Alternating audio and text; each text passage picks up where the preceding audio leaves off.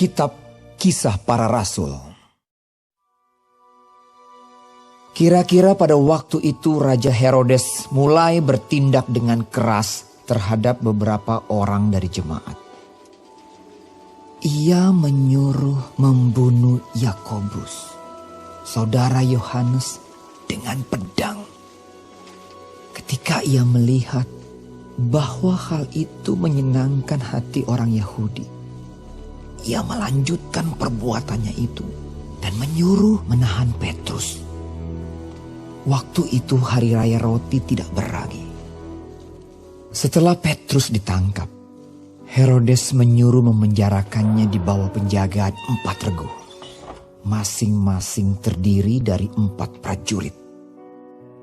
Maksudnya ialah supaya sehabis Paskah ia menghadapkannya ke depan orang banyak.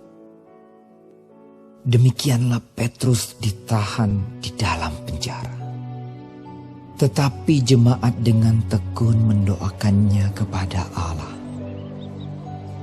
Pada malam sebelum Herodes hendak menghadapkannya kepada orang banyak, Petrus tidur di antara 2 orang prajurit, terbelenggu dengan 2 rantai. Selain itu, prajurit-prajurit pengawal sedang berkawal di muka pintu. Tiba-tiba berdirilah seorang malaikat Tuhan dekat Petrus, dan cahaya bersinar dalam ruang itu. Malaikat itu menepuk Petrus untuk membangunkannya. Katanya, "Bangunlah segera." Maka gugurlah rantai itu dari tangan Petrus. Lalu kata malaikat itu kepadanya, "Ikatlah pinggangmu dan kenakanlah sepatumu." Ia pun berbuat demikian. Lalu malaikat itu berkata kepadanya, "Kenakanlah jubahmu dan ikutlah aku." Lalu ia mengikuti malaikat itu keluar, dan ia tidak tahu bahwa apa yang dilakukan malaikat itu sungguh-sungguh terjadi. Sangkanya ia melihat suatu penglihatan. Setelah mereka melalui tempat kawal pertama dan tempat kawal kedua, sampailah mereka ke pintu gerbang besi yang menuju kota. Pintu itu terbuka dengan sendirinya bagi mereka. Sesudah tiba di luar, mereka berjalan sampai ke ujung jalan. Dan tiba-tiba malaikat itu meninggalkan dia. Dan setelah sadar akan dirinya, Petrus berkata, "Sekarang taulah aku benar-benar bahwa Tuhan telah menyuruh malaikatnya dan menyelamatkan aku dari tangan Herodes dan dari segala sesuatu yang diharapkan orang Yahudi." Dan setelah berpikir sebentar, pergilah ia ke rumah Maria, ibu Yohanes yang disebut juga Markus. Di situ banyak orang berkumpul dan berdoa. Dan ketika ia mengetuk pintu gerbang, datanglah seorang hamba perempuan bernama Rode untuk mengetahui siapa yang mengetuk itu. Ia terus mengenal suara Petrus, tetapi karena girangnya ia tidak membuka pintu gerbang itu dan segera masuk ke dalam untuk memberitahukan bahwa Petrus ada di depan pintu gerbang. Kata mereka kepada perempuan itu, "Engkau mengigau." Akan tetapi ia tetap mengatakan bahwa benar-benar demikian. Kata mereka, "Itu malaikatnya." Tetapi Petrus terus-menerus mengetuk, dan ketika mereka membuka pintu dan melihat dia, mereka tercengang-cengang. Tetapi Petrus memberi isyarat dengan tangannya supaya mereka diam. Lalu ia menceritakan bagaimana Tuhan menuntunnya keluar dari penjara. Katanya, "Beritahukanlah hal ini kepada Yakobus dan saudara-saudara kita." Lalu ia keluar dan pergi ke tempat lain. Pada keesokan harinya gemparlah prajurit-prajurit itu. Mereka bertanya-tanya apakah yang telah terjadi dengan Petrus. Herodes menyuruh mencari Petrus, tetapi ia tidak ditemukan. Lalu Herodes menyuruh memeriksa pengawal-pengawal itu dan membunuh mereka. Kemudian ia berangkat dari Yudea ke Kaisarea dan tinggal di situ. Herodes sangat marah terhadap orang Tirus dan Sidon. Atas persetujuan bersama mereka pergi menghadap dia. Mereka berhasil membujuk Blastus, pegawai istana raja, ke pihak mereka.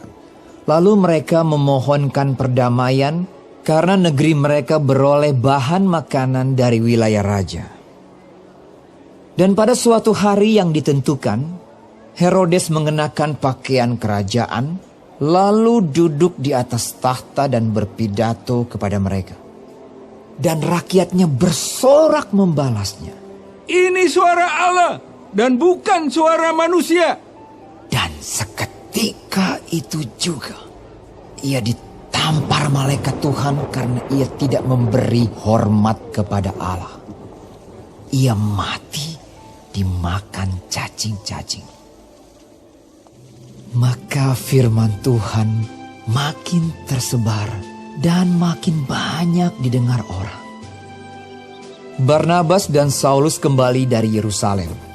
Setelah mereka menyelesaikan tugas pelayanan mereka, mereka membawa Yohanes yang disebut juga Markus.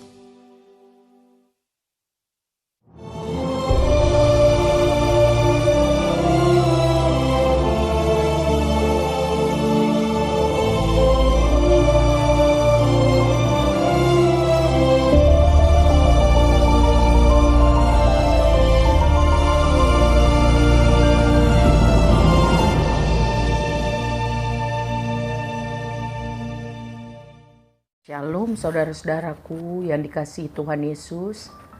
Puji Tuhan.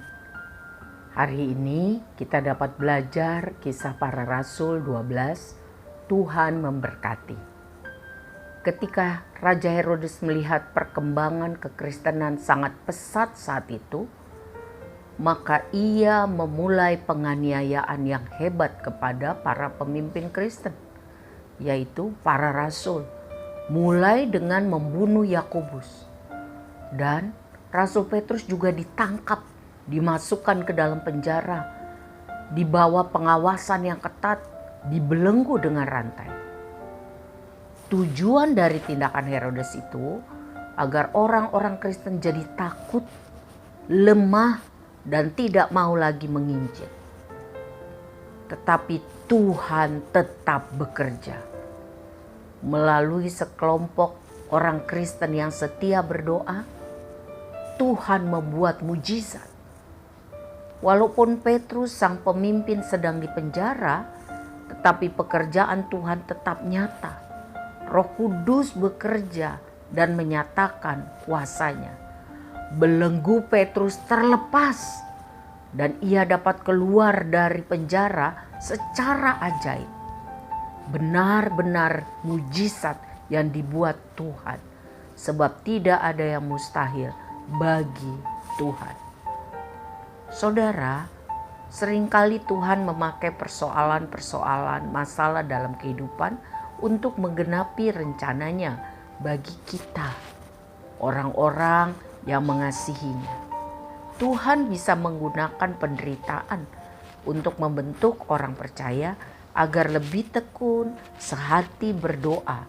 Sebab biasanya orang kurang tekun berdoa jika kurang masalah. Betul? Tuhan bisa mengubah musibah menjadi anugerah. Haleluya. Sebab itu mari kita tekun berdoa, sehati, saling mendoakan.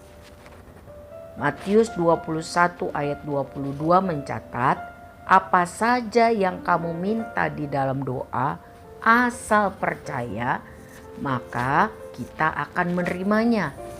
1 Yohanes 5 ayat 14 menulis bahwa kita yakin Tuhan mendengarkan doa kita jika kita meminta sesuatu sesuai dengan kehendaknya. Selanjutnya mengenai kematian Herodes, raja yang bengis, kejam, sangat berkuasa, gila hormat, tidak hormat sama Tuhan. Dan tragis ia mengakhiri kehidupan dalam kehinaan dari Tuhan, ditampar malaikat. Jadi saudara, ayo kita mengisi hidup dengan tindakan-tindakan, kegiatan-kegiatan yang menyenangkan hati Tuhan, yang memuliakan namanya dan memberkati orang lain. Ingat, kita semua akan mati. Bagaimana kita mau mati di hadapan Tuhan? Hina atau berharga? Mazmur 116 ayat 15 menulis, berharga di mata Tuhan kematian semua orang yang dikasihinya. Sebab itu dari Kisah Para Rasul 12 ini kita dapat belajar bahwa kita harus tekun sehati berdoa, saling mendoakan. Dan doanya itu harus sesuai dengan kehendak Tuhan. Semakin kita mengerti firman Tuhan, semakin kita tahu kehendak Tuhan. Selanjutnya, mari kita isi kehidupan yang Tuhan berikan untuk hal-hal yang menyenangkan hati Tuhan. Supaya kalau kita hidup untuk memuliakan Tuhan. Dan kalau kita meninggal, kita orang yang dikasihi Tuhan, sehingga beruntung dan berharga di mata Tuhan. Tuhan memberkati kita semua saudara, tetap jaga kesehatan, semangat dan sukacita. Amin.